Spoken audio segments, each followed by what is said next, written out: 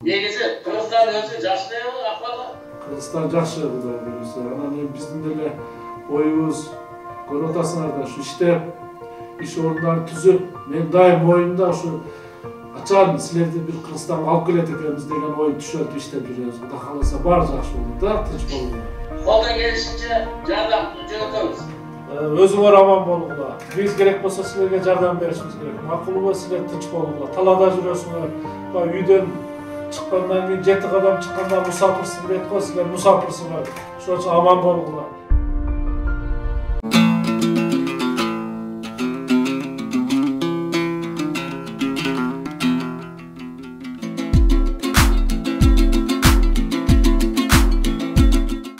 Негизи Кыргызстан өзү жакшы эле акыбалы. Кыргызстан жакшы Кудай буюрса. Анан биздин деле оюбуз көрүп атасыңар да, ушу иштеп, иш орундарын түзүп, мен дайым оюмда ушу ачан силерди бир Кыргызстанга алып келет экенбиз деген ой түшөт, иштеп жүрөбүз. Кудай кааласа баары жакшы болот да, тынч болот.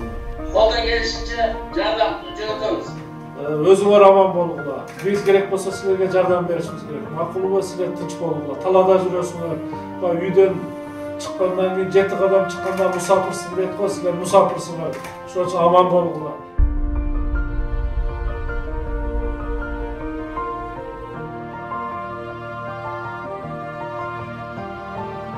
Мына пандемия бизде да башталды, Россияда.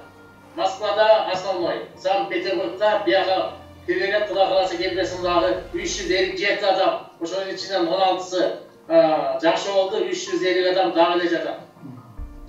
Ошондо мына ойлонуп ушунча аксакал жаштар акылдаштык, ушул жерде Иркутскдун өзүндө 15 миңдей мигрант жашайт. Область боюнча 45 миң адам жашайт. Ошолордун бала чакасы, ошолордун иштебей калган малы, азыркы карантинде токтоп калат дагы, аларга акча дагы төлөнбөйт. Ошентип биз чечиштик, ар бир айыл өкмөттү өзүнчө акча топтоп, ушу пандемия, карантин бүткүчө, мисалы 16-сынан баштап 30-на чейин апрелде токтотулду. Ошого чейин көптөгөн ушул жерде кыйналып, токойдо иштеп атышат, кыйналып, бойлоодо иштеп атышат, кыйналып, ар бир жерде сторож болуп иштегендер көп да жалдап. Ошолорго сак болойлу деген ой менен биз да ушул жерде түзүп, ар бир райондо дактардыгында бүгүн түзөбүз, колдон келишинче өздөрүнүн жардам кылып, ушул жерди оор бүткүчө сактап калса деген ойдобуз. Мына ошентип акылдашып макулдош. Андан кийин жакшылык болуп кетсе, Кудай кааласа, колдон келишинче жардам жөнөтөбүз. Ошону силер менен акылдашып ийлешип коеюн деген ой деле. Негизи Кыргызстан өзү жакшы эле акыбалы. Бизде эми Кудайга шүгүр, эми өзүңөр угуп атасыңар да, мына массалык маалымат каражаттарынан биз дагы ушу умрага барганда, ушу сырт жакта окуп жүргөн студенттерибиз кээ ушул ооруга чалдыгып анан келип бүгүнкү күндө 44 болуп калды. Эми бирок баардыгын ушул Кытайда чыккандан бери Кыргызстанда деле ушул оорунун алдын алуу боюнча бир топ иштер жасап аттык. Президентибиз башында туруп, өкмөт башында туруп, жерлерде жергиликтүү бийликтер аракет кылдык эми. Бирок эми азыр 44 болуп атат, анча-мынча контакттар бүт анализдерин тапшырды, эми контакт болгон адамдар да көбөйүп атат эми. Кудай сактасын деп баардыгы аракет кылып атабыз да. Эми ушундай оор экен эми, этият болуш керек, баардыгыбыз үйдөн чыкпай. Өзүңөр дагы айтып атасыңар эми, талаада жүрүш деле кыйын. Өзүңөр аман болгула, тынч болуп үйдөн чыкпай, ошо Россиянын койгон талаптарын сактап. Эми биз Россияны көргөнбүз да, мен да силерге окшоп, ошо Россияда бир 10 жыл, 12 жыл жүрдүм. Ошо азыркы айтып аткан, сиз айтып аткан жумуштардын баардыгын өз терибиз менен өткөрүп иштегенбиз, ошо кыйынчылыктарды көргөнбүз да.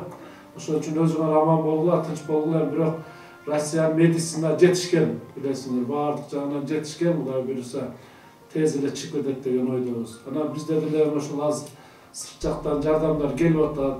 Мына Кытай, эң негизгиси Кытай жеңди бул ооруну. Анан эми биз дагы мына Кытай менен, ошо Россия менен кээ бир достор менен баягы побратимий шаарлар бар, ошолор дагы бизге көмөктөрдү көрсөтүп атышат. Азыр эми Ош шаарында Кудайга шүгүр бир эле ошол Лондондо окуган студент кыз экен.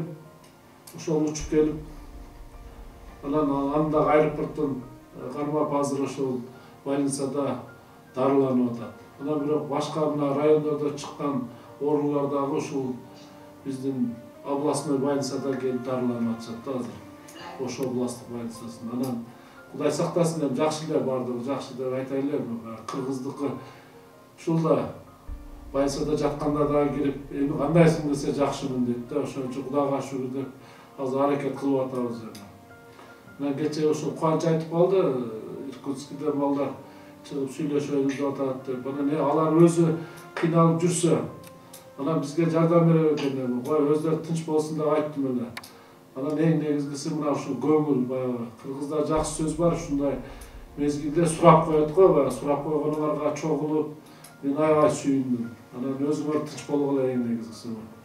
Кече күнгө чейин биздин ушул кече күнгө чейин бул актуальный болчу.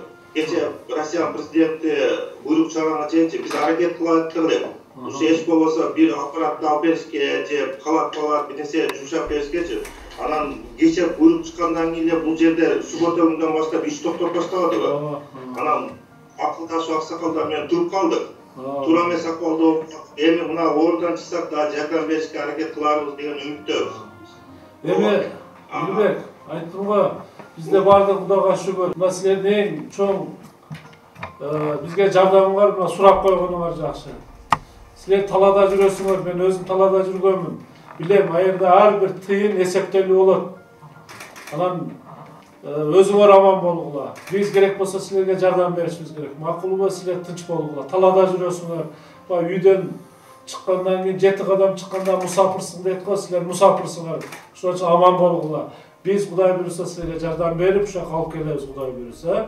Анан азыр бардыгы шүгүр. Баягындай өтө деле эме болуп калган жок. Ун, азык-түлүк бардыгы Кудайга шүгүр. Бир гана ушул медиктер гана кичине кыйналып атышат, бирок пока эми ушул менен туруп калсак өспөй. Анан жетишебиз бардыгына. Анан эми алдын ала даярданып атабыз да. Медиктерге болгон халаттар, баягы тепловизорлор, бет кап дегенде маскалар, ошогон нерселер менен аракет кылып атабыз. Эми чын айтыш керек, анча-мынча нерсе жетишсиз керек экен. Биздин медицинанын акыбалын билесиңер да. Бирок Кудайга шүгүр мына бардыгын алдын ала аракет кылып атып бир топ жетишип атабыз. Мына маскаларды рахмат өзүбүздүн да ишкерлерибиз бар экен, мына түнүгүнү тигип атышат 10 миң, 15 миңден. Кыргыз билесиңер намыскөр, мындайга келгенде бардыгы бир муштундай биригип азыр бир тууган болуп иштеп атышат түнүгүнү бардыгы. Макулбу, рахмат. Эң негизгиси мына топтолуп, аксакалдарыбыз отурат, бардыгыңар келип сурап койгонуңарга мына биздин мэриянын кызматкерлери дагы сүйүнүп атышат менин коллективин дагы ушу Россиядан чыгып сурап атышыптыр деп. Азыр эми мындай чын айтыш керек, өтө деле баягы кыйналып, мындай жардамга муктаж эмеспиз азыр. Бардыгы шүгүр деп турайлычы. Ушул боюнча эле кармалып калса эң жакшы болгон болот да. Азыр бардык жерлерде аракеттер күчтүү болуп атат, жергиликтүү бийликтер мына президенттин башында туруп президентибиз. Анан өзгөчө абал кирди да көрдүңөр. Кара өзгөчө абал кирип, азыр Ош, Бишкек шаарларына, Кара Суу, Ноокат райондоруна өзгөчө абал киргизип, азыр түнүгүнү комендантский час болуп иштеп атабыз азыр. Эл Кудайга шүгүр туура түшүнүү менен кабыл алып азыр үйлөрүнөн чыкпай жатышат да. Ошо кандай өзүңөр жумуштарыңар жакшы элеби? Аман болуңуздар, тынч болуңуздар, кыргыз элибиз аман болсун. Кай жерде жүрбөсүн, кыргыз деп жүрөгүбүз созгон, өзүңүз билесиз. Новосибирскеде жүрүп иштеп, ушундай нерселерге жетишип атасыз. Биз сизди колдойбуз. Кыргыз элибиз Кудай буйруса кыргыз элибиз башка мамлекетке айланат деген ишеничтебиз. Сөзсүз Рахмат. Кудай буйруса, чоң рахмат. Терең ыраазычылык. Рахмат.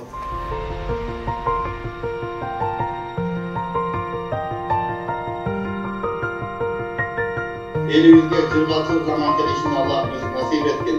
Rahmet ya Allah. Çoğun rahmat ha. Çoğun rahmat.